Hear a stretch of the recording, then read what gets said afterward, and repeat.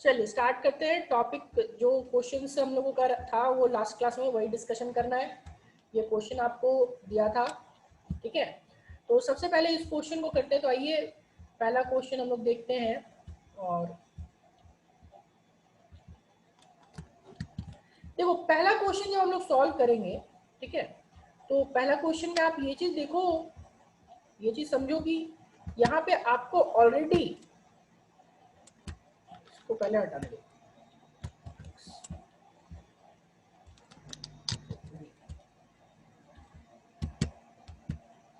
First वाला जो है, तो इसमें आपको क्या दिया हुआ है कि लेंथ दी हुई है 12 का, राइट। तो 12 का दिया हुआ है और साथ में परपेंडिकुलर बाइसेक्टर दिया हुआ है। अच्छा, ये अगर हम लोग इसको फिगर को, मैं सॉल्यूशन बना रहा हूँ और सॉल्यूशन मैं दूसरे कलर से कर रहा हूँ, ठीक है, ब्लू कलर से आपका सॉल्यूशन हो रहा है। तो ये देखो, इसको जब हम लोग यहाँ पे मैच करेंगे ना, दिस 5, ये परपेंडिकुलर बाइसेक्टर की बात कर रहा है। तो जब परपेंडिकुलर बाइसेक्टर की बात कर रहा है, दैट मीन्स कि this one will B 90 degree, this one also will be 90 degree, right. ठीक है, अब देखो ये 90 है और ये 5 है, और परपेंडिकुलर बाइसेक्टर में आप इस दोनों को देखो, जब परपेंडिकुलर बाइसेक्टर है तो यहाँ से इसका लेंथ ऊपर वाले का लेंथ एल हो जाएगा, नीचे वाले का लेंथ एल हो जाएगा, राइट। तो ये देखो, ये दोनों साइड्स इक्वल है, ये दोनों साइड, तो दोनों ट्राइंगल्स जो होंगे वो कॉन्ग्रुएंट होंगे, सर्वांग सम होंगे। तो कॉन्ग्रुएंट में होने में ये 5 आप जो 5 है वो 5 और 5 दोनों इक्वल ले सकते हो, ठीक है। 5 and 5 both will be equal. क्यों भाई? दोनों ट्राइंगल जो आ जा रहा है आपका वो कॉन्ग्रुएंट आ जा रहा है, ठीक है। तो ये क्या हो गया, 5 विल बी इक्वल टू 5 तो इस 5 इक्वल टू 5 को आप क्या करो, 5 मान लो, ठीक है। 5 की अब हम लोगों को तो साइन 5 और साइन 5 की 5 की वैल्यू जरूरत है, तो आप साइन निकाल लो, साइन 5, और साइन 5 का जो वैल्यू होगा, तो साइन 5 क्या होता है, साइन क्या होता है, परपेंडिकुलर बाई हाइपोटेनस। तो अब इस 5 के लिए, ये 5 और 5 के लिए परपेंडिकुलर जो है वो L है, A नहीं होगा, A आपका बेस होगा। तो यहाँ पे हमारा L है, और हाइपोटेनस, जो हाइपोटेनस निकालेंगे, तो हाइपोटेनस निकाल लेंगे, वो हो जाएगा हमारा L square plus A square, ठीक है। ये आ गया साइन 5 का वैल्यू। करंट का डायरेक्शन इसमें मैंने आपको दिया हुआ, यहाँ पे करंट का डायरेक्शन जो था वो मैंने पता नहीं दिया था या नहीं दिया था, पर आप ऊपर ले लो करंट का डायरेक्शन, ठीक है।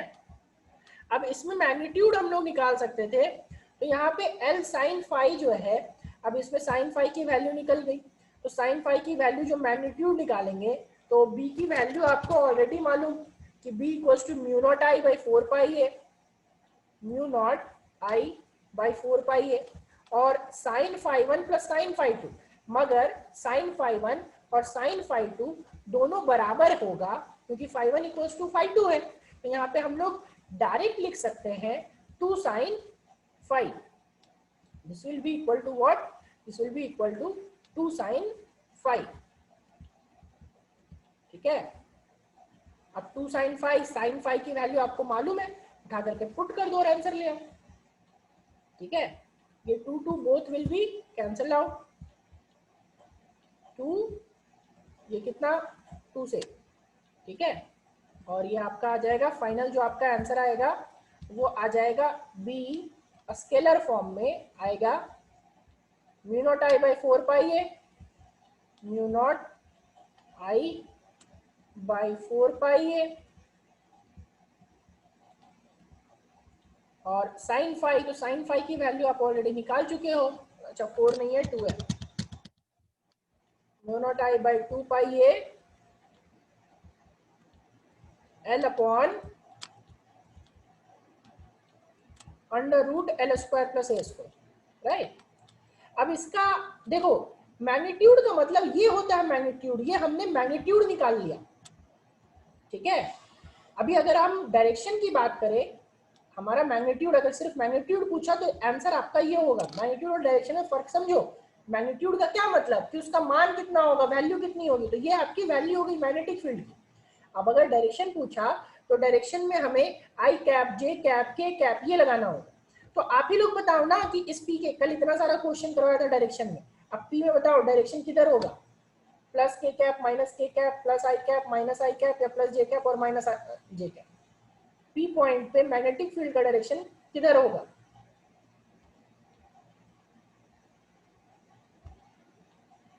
बताओ।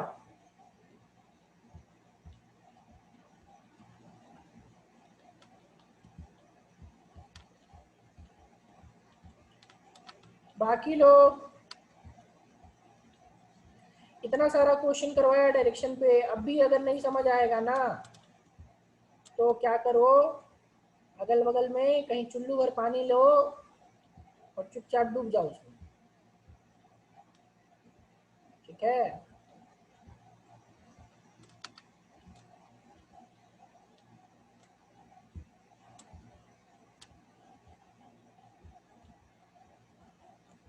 क्या बाकी लोग को नहीं समझ आ रहा क्या? सिर्फ 5 लोगों का जवाब क्यों आया? बाकी लोगों को कल डायरेक्शन नहीं करवाया था? हाँ, बाकी लोग सो रहे हैं ना?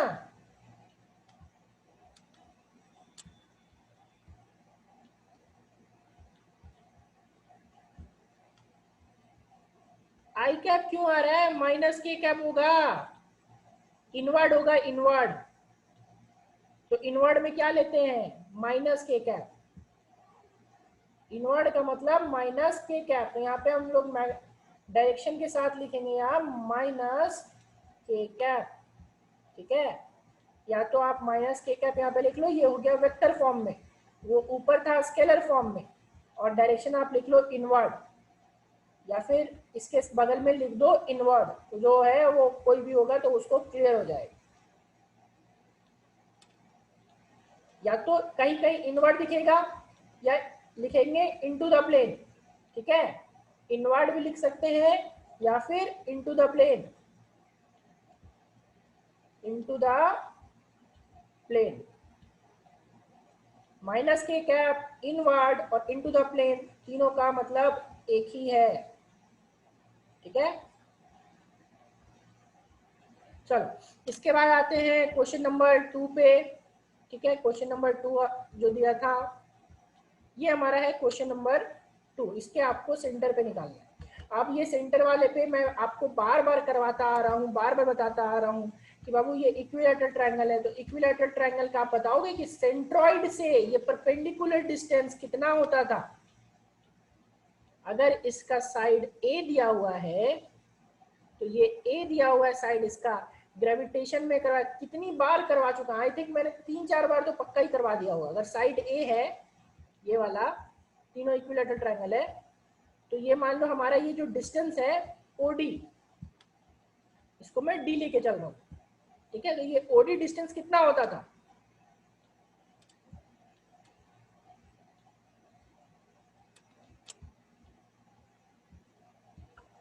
ए बाय रूट 2। ए बाई 2√3 या √3? सोच के बोलो, फिर भूल गए सब। मुझे मालूम था यही यही हालत है आप लोगों का। ये A by root 2 sir. A by √2? नहीं, बिल्कुल नहीं, कर दिया ना गड़बड़। अच्छा, ओए का value sir A by root हाँ बोलिए जेडी। ए √2 a/3 शायद वही होगा सर। √2 a/3, √3 a/2। √3 a/2? नालायक, सब जा करके revision no sir √2 a/3। √2 a/3 दो लोगों ने सही बताया, एक्चुअली a/2 √3 सब के ओ सब खा पी के बैठ गए, इतना 5 महीना हुआ नहीं कि सब खा पी के बैठ गए घर में, है ना?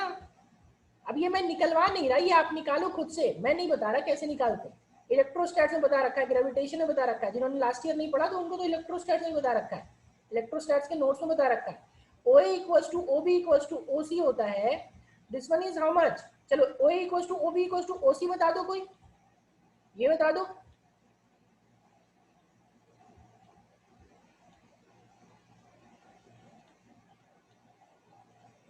ये OA OB OC कितना आता था, ये तो बता दो।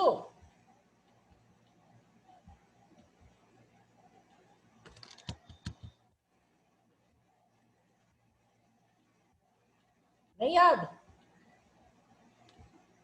ओडी की वैल्यू तो मिल गई, ओडी की वैल्यू कितनी मिल गई भाई? a/2√3।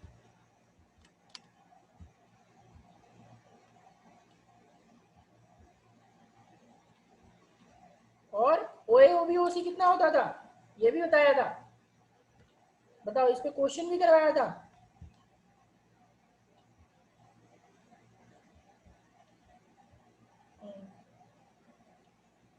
To A by root three नहीं, मनीष आपका ठीक है, श्रेया गड़बड़ कर रहे, सोचिए। ठीक है गौरव, a/√3 ये जो था वो a/√3 था। मैंने पहले ही बोल चुका हूँ, ये सब डिस्टेंसेस याद कर लो, न्यूमेरिकल सॉल्व करने में बहुत आसान होगा।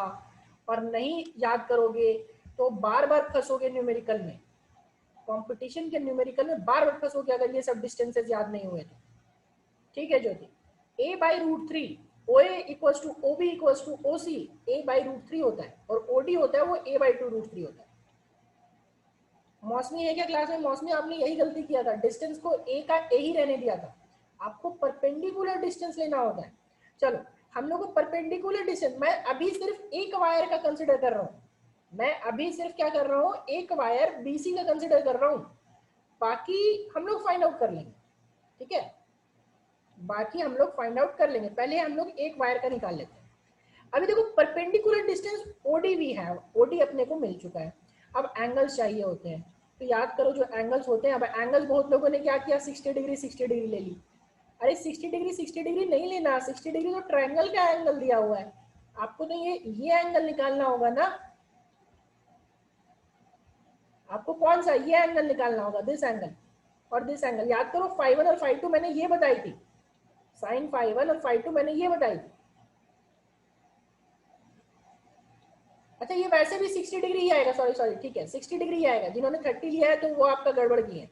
ये यहाँ पे अभी देखो ये एंगल हम लोगों को नहीं लेना, ये एंगल हम लोगों को नहीं लेना है, हम लोगों को टोटल एंगल देखना है। तो टोटल एंगल इज 120 डिग्री।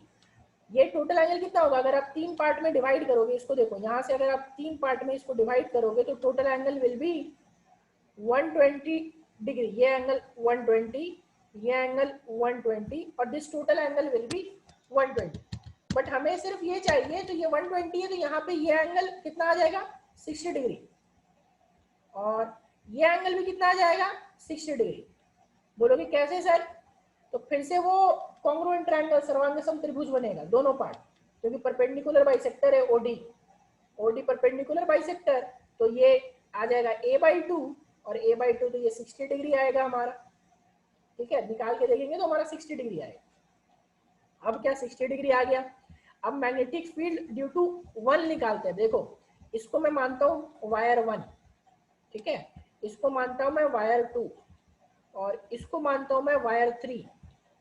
ठीक है, तो मैं निकाल रहा हूँ वायर 1 के वजह से B1।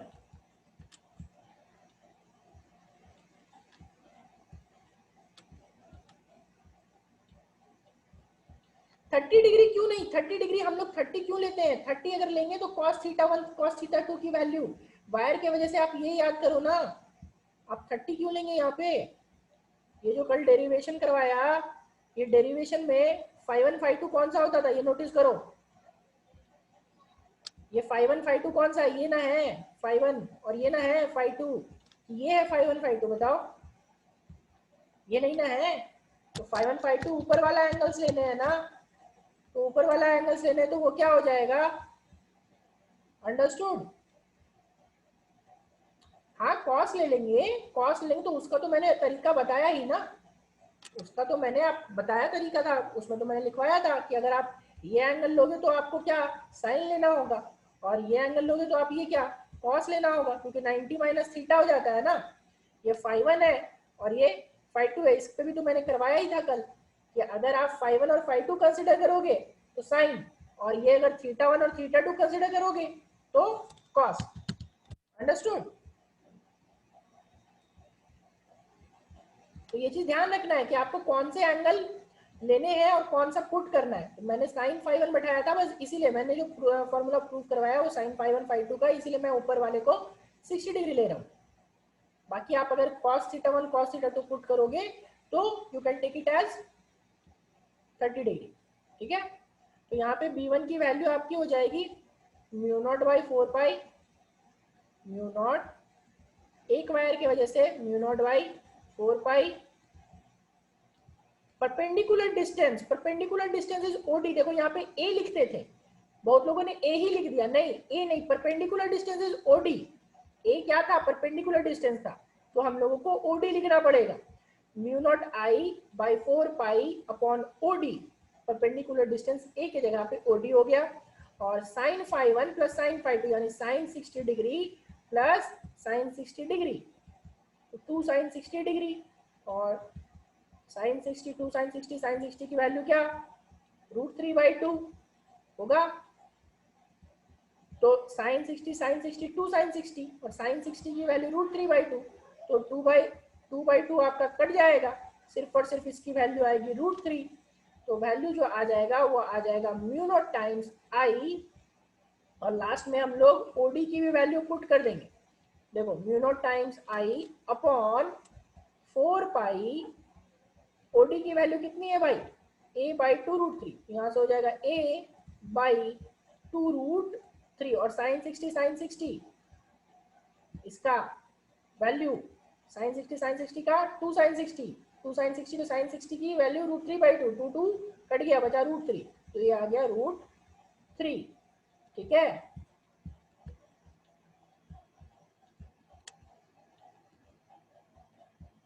और क्या हो जाएगा, इसके बाद हम लोग इसको थोड़ा सा यहाँ से 2 से देखो ये कैंसिल आउट कर लेंगे और √3 को ऊपर भेज देंगे, तो जो वैल्यू आएगी हमारे पास वो सॉल्व करके ये 2 में कट जाएगा तो 2 पाई हो जाएगा, और √3 आ जाएगा, तो म्यू नॉट, देखो म्यू नॉट आई बाई क्या 3 टाइम्स यहाँ पे आ जाएगा, 3 times of mu naught I by 2 पाई ए। ये किसके वजह से आया, एक वायर के वजह से।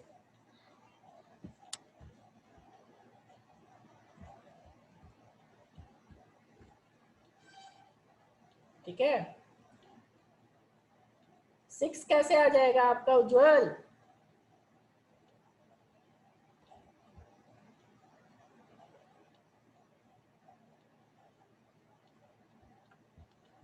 तो यहां से हमारा एक वायर की वजह से निकल गया। ठीक है, चलो ये जो नीचे वाला वायर हमने निकाला है, आप मुझे बता सकते हो इसकी वजह से डायरेक्शन किधर होगा,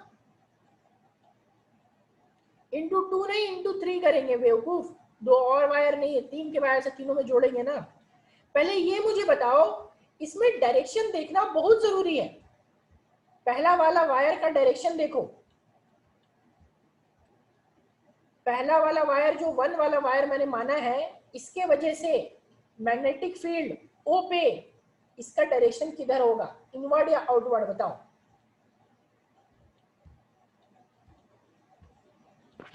इनवर्ड सर।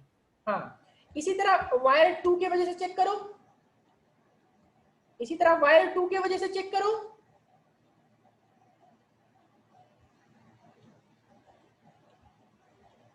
इसी तरह वायर 3 की वजह से सर सब में इनवर्ट होगा।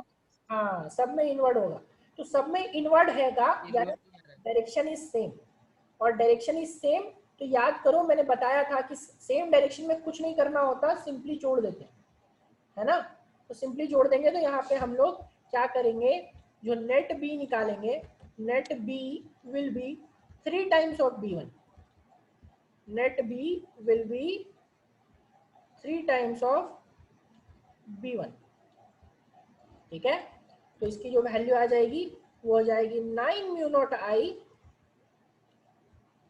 9 म्यू नॉट आई अपॉन 2 पाई ए। ठीक है,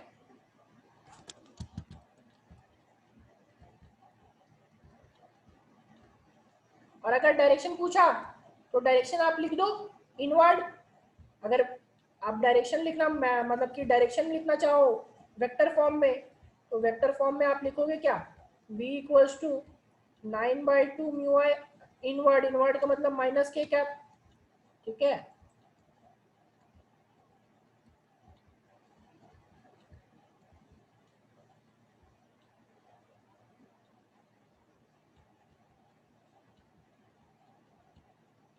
अब माइनस के कैप लिख लो या फिर इनवर्ड लिख लो, कोई फर्क नहीं पड़ेगा। हम बहुत लोग इसमें क्या किए थे, सिर्फ माइनस के कैप को मैग्नीट्यूड लिख दिया। नहीं, मैग्नीट्यूड सिर्फ ये वाला है, this one is magnitude and this one is direction, ठीक है।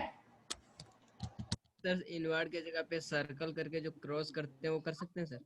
कर सकते हैं, बिल्कुल, ये भी कर सकते हैं, कोई दिक्कत नहीं। बहुत सारे लिखने के तरीके हैं, और क्रॉस लिख लो और इनवर्ड लिख लो और इनटू द प्लेन लिख लो, बहुत सारे तरीके, कोई दिक्कत नहीं। बस आपको समझ आना चाहिए कि हाँ इनवर्ड है, ठीक है। अब देखो ऐसे क्वेश्चन, सर आंसर यही टर्म में होगा? क्या आंसर, क्या बोले जेडी? इसी टर्म में होगा, 9/2 म्यू आई बाई पाई ए के टर्म में ही होगा। हाँ हाँ हाँ, आंसर इतना ही टर्म में होगा, म्यू नॉट की वैल्यू नहीं पुट करनी, टेंशन मत। और जहां म्यू नॉट की वैल्यू पुट करनी होगी ना, वहां दे देगा वो ऑप्शन आपका दिया होगा। तो म्यू नॉट की वैल्यू तो आपको मालूम 4 pi into 10 to the power -7, आप चाहो तो पुट कर सकते हो म्यू नॉट की वैल्यू, ठीक है। आप चाहो तो लास्ट में म्यू नॉट की वैल्यू पुट कर देना, हम लोग आंसर देख लेंगे। अगर ऑप्शनल ऑप्शन होगा तो हम लोग चेक कर लेंगे कि ऑप्शन हमारा म्यू नॉट के टर्म्स में है या इंडिपेंडेंट ऑफ म्यू नॉट है। और ऑप्शन नहीं होगा तो हम लोग इतना करके छोड़ देंगे, ठीक है। और नहीं तो म्यू सर म्यू का नॉट वैल्यू दिया रहेगा म्यू नॉट का? बता चुका हूँ बेवकूफ, 3 दिन बाद ज्वाइन किया क्लास। म्यू नॉट की value 4 pi into 10 to the power -7 होता है। तो वही सर पूछे थे, मतलब उस टाइम में लिख सकते हैं ना? हाँ हाँ, 4 pi into 10 to the power -7, mu naught की value 4 pi into 10 to the power -7, ठीक है। तो ये हमारा ये निकालने का तरीका था। नाउ सेम क्वेश्चन आपका स्क्वायर में आ सकता है, ठीक है। तो सेम क्वेश्चन आपको मैं दे दे रहा हूँ, आपको स्क्वायर में सॉल्व करना है, you have to solve in the case of square, ठीक है। आपके प्रैक्टिस के लिए, वो मैं पहले ही बता रहा हूँ, करना क्या है, स्क्वायर वाले क्वेश्चन को आपको सॉल्व करना है, ठीक है। चलो वो मैं आपको होमवर्क दे दूंगा, सबको पहले ही बता दे रहा हूँ क्या करना। इसी टाइप का ले लेना लूप, और आई ले लेना और उसके सेंटर पे फाइंड करके देखना। चलो अगला क्वेश्चन, हम लोग इस क्वेश्चन पे आते हैं।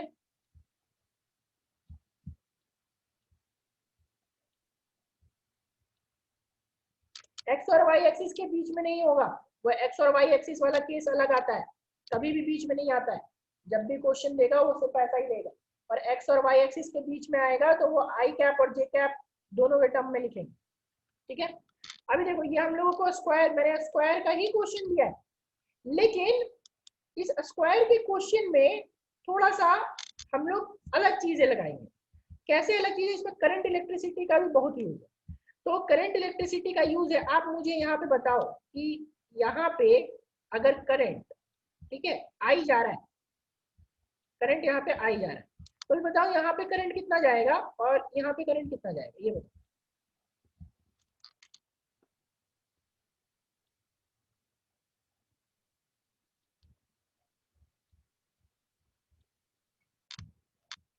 सोचो और बताओ।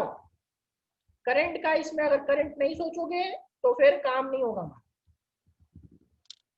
हाँ ठीक है उज्जवल, ठीक है ज्योति, और बाकी लोग। आई नहीं जाएगा पायल, सोचिए थोड़ा सा। नहीं ऋषि, I1 I2 इक्वल्स टू आई, नहीं बिल्कुल नहीं। अरे करंट डिस्ट्रीब्यूशन नहीं बताया क्या, करंट डिवीजन रूल, हाँ करंट डिवीजन रूल बताया था नहीं बताया था? 2-3 लोगों को याद है, बाकी लोगों को नहीं याद है। I1 I2 कैसे होगा, I1 I2 लेने का जरूरत नहीं है, I1 I2 नहीं लेना है। I1 I2 क्यों लेंगे, वो I1 I2 तब लेते थे जब रेसिस्टेंसेस अलग होते थे। यहाँ तो R और R आपको दिया हुआ है, ये R और R आपको सीरीज में नहीं दिख रहा क्या?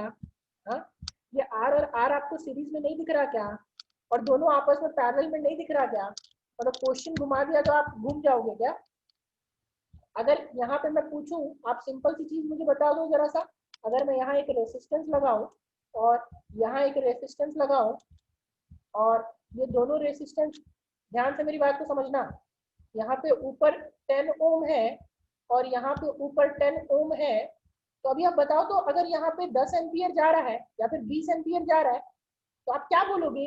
सर ऊपर वाला में I1 जाएगा और नीचे वाला में I2 जाएगा, या ऊपर वाले में I जाएगा और नीचे वाला में I माइनस I1 जाएगा? ये निकाल नहीं सकते हो।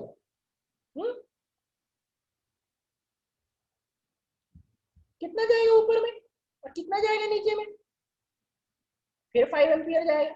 20 एम्पियर दिया है, फिर से देखो, अगर 20 एम्पियर दिया है तो ऊपर वाले में करंट कितना होगा, नीचे वाले में करंट कितना होगा?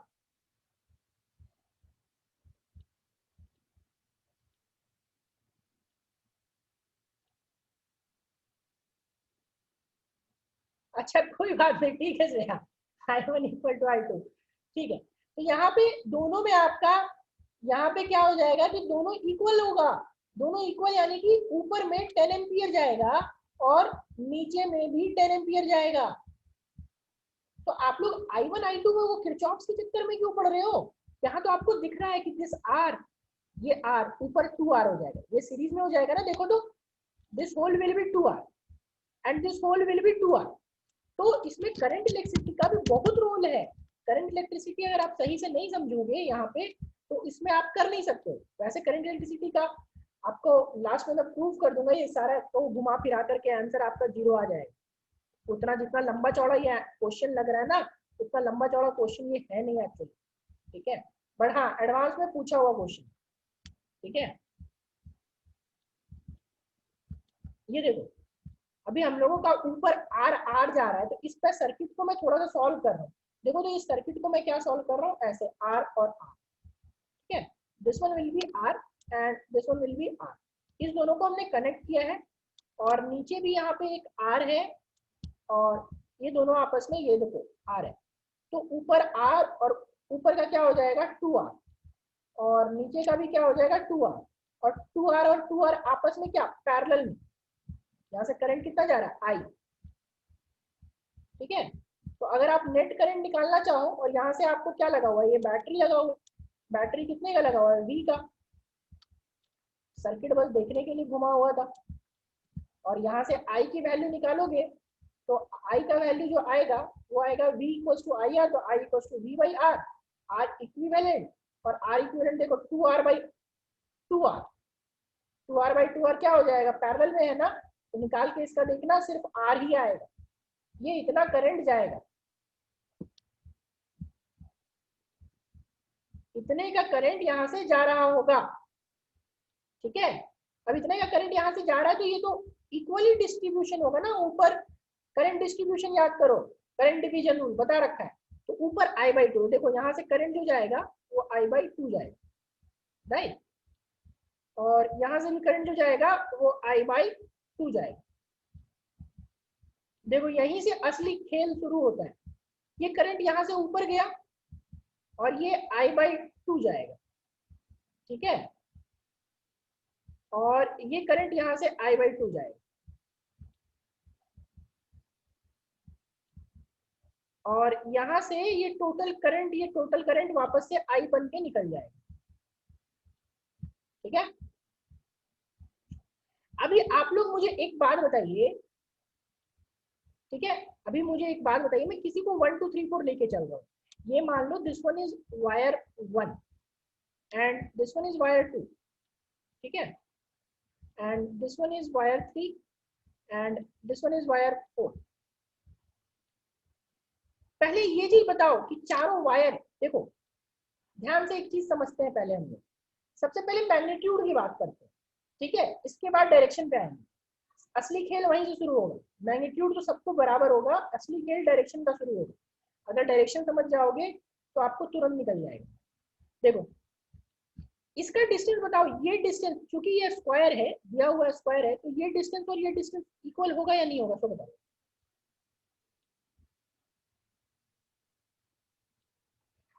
ये इक्वल दोनों होगा या नहीं होगा?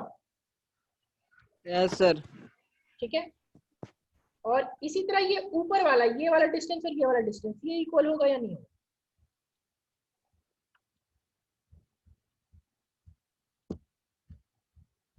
चलो ये दोनों इक्वल होगा तो आपको यहाँ से समझ में आनी चाहिए बात कि डिस्टेंस इक्वल, तो एंगल्स भी जो बन रहे होंगे ये वाले एंगल्स, कौन वाले, यहाँ से एक वायर को कंसिडर करो और ये एंगल ये भी इक्वल रहा होगा 45 का। अगर 1 के वजह से 45 बन रहा होगा तो बिकॉज स्क्वायर है, तो स्क्वायर है तो थर्ड वाले की वजह से भी 45 बन रहा होगा। एंगल्स भी क्या होंगे, इक्वल होंगे, राइट। तो एंगल्स भी इक्वल, वायर का और करंट भी इक्वल, डिस्टेंस भी equal, that means magnitude will be same. क्या ये सबको समझ में आया कि हम लोग यहाँ से लिख सकते हैं B1 will be equal to B2 will be equal to B3 will be equal to B4। Magnitude की बात कर रहा हूं, डायरेक्शन की बात नहीं। B1 will be equal to B2 will be equal to B3 will be equal to B4। क्या ये सबको समझ में आया कि मैग्नीट्यूड चारों का सेम होगा, क्योंकि करंट सेम है, डायरेक्शन सेम है, डायरेक्शन की नहीं सॉरी करंट सेम है, डिस्टेंस सेम है, एंगल सेम। क्या ये सबको समझ आया या नहीं आया? यस और नो वाले से सब बताएं। पार्टिसिपेंट्स में यस और नो होगा, वहां से सब बताएं।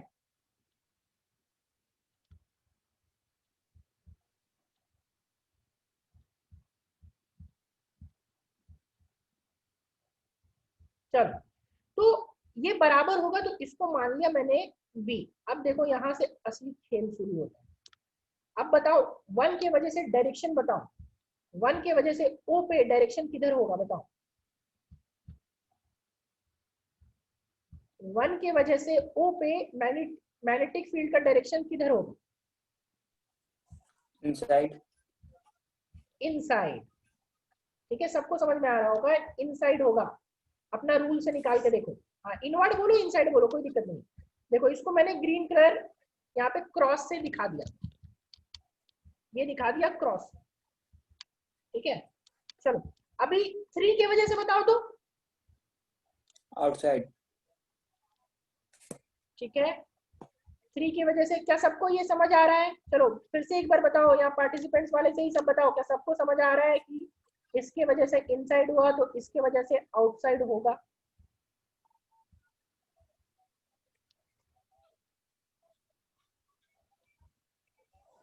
चलो अच्छा, अब ऊपर वाला ये 2 वाला की वजह से बताओ तो। वो भी इनसाइड होगा सर। साइड। ठीक है, साइड। ठीक है, गुड। नाउ 4th वाला की वजह से बताओ। आउटसाइड। आउटसाइड होगा सर। Outside sir. 4th वाला की वजह से आउटसाइड। तो देखो कि 2 का अंदर 2 का बाहर, यानी कि 10 न्यूटन का फोर्स, अगर मैं जस्ट एग्जांपल दे रहा हूँ, वो न्यूटन नहीं है, ठीक है, मैग्नेटिक फील्ड है। तो सोचो कि 10 टेस्ला का मैग्नेटिक फील्ड अंदर लग रहा है और 10 टेस्ला का मैग्नेटिक फील्ड बाहर लग रहा है, तो net magnetic field will be 0। तो बिना सॉल्व किए अगर आप शुरू में ही सोचे रहते तो काम आपका हो गया रहता।